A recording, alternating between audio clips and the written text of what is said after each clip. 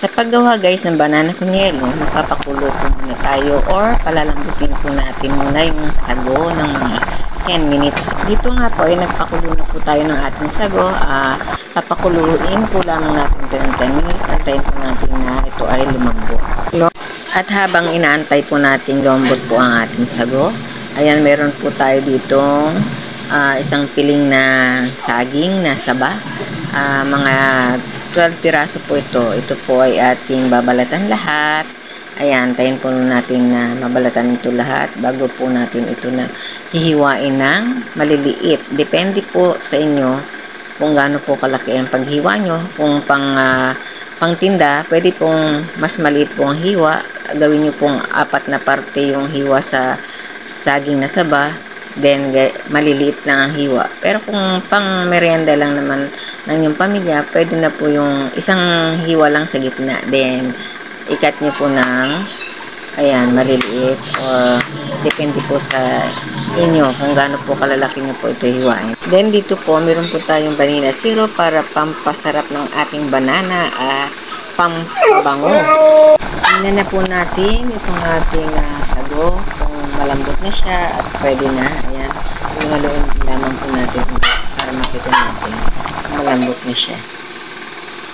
This time malambot na ang ating sago, so ilalagay na po natin ang ating banana na chinap. Ayan, haluin lamang po natin konti at idagdag na po rin natin ang asukal. Ayan, depende po sa inyo kung gaano karaming asukal nyo ilalagay.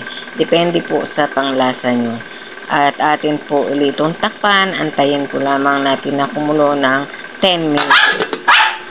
After 10 minutes po, buksan na po natin. Tingnan po natin kung malambot na po yung ating banana. Ayan, halo-haloin po natin. And this time po, tayo po ay maglalagay ng vanilla syrup. Ayan. Kahit mga 3 patak lang po ng vanilla syrup ay babango na yung ating niluluto at sasarap.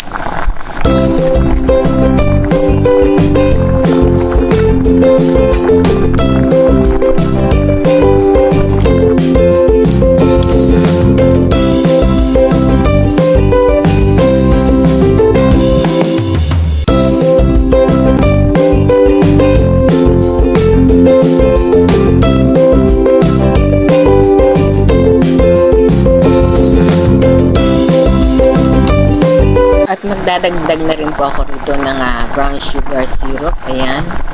Depende po kasi kung ano ang panlasa nyo. Kung matamang pa po, pwede nyo po uli siyang dagdagan. So, halu-haluin na naman po natin. Takpan po uli at pakuluin. Antayin po natin lumapot ang sabaw. Ayan guys, luto na po ang ating banana. Ayan, medyo malapot-lapot na po, pero hindi naman po yung talagang totally malapot dahil marami po yung sabaw na nilagay ko dahil gusto po ng mga anak ko ay maraming sabaw dahil masarap daw po ito pag nilagyan ng yelo at gatas. Ito na hinagawa nating banana with syrup. Ayan. Lalagyan natin ng yellow and sugar syrup kung gusto nyo pa na mas matamis at saka ebap. Ayan, so maglalagay na tayo sa baso guys. Ayan.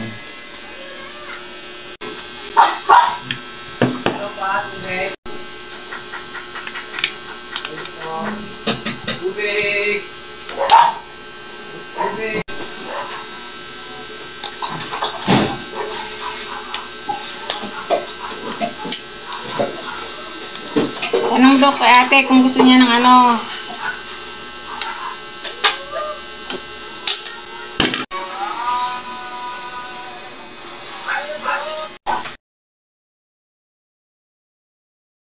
So dito guys, maglalagay na po tayo ng ating yellow or crushed ice.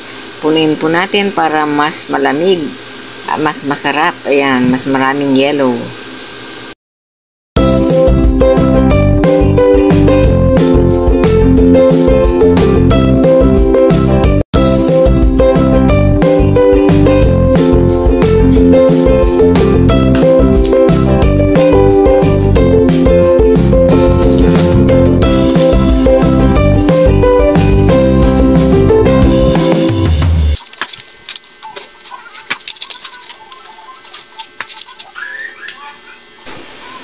Naglagay na rin tayo ng ating topping sa ibabaw. Ayan, lagyan natin yung sago.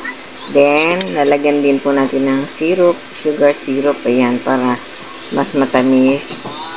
Or pwedeng asukal pag kulang sa tamis. At dito po ay maglalagay na rin po tayo ng gatas. Ayan, mas marami pong gatas, mas masarap. Ayan, so refreshing ang ating banana con yellow.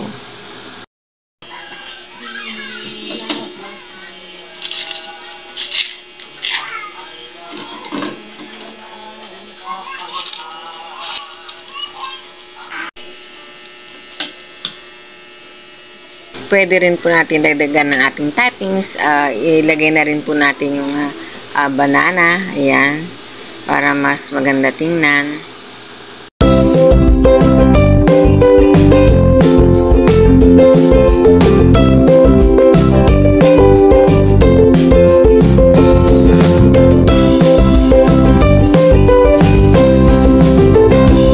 Thank you for watching.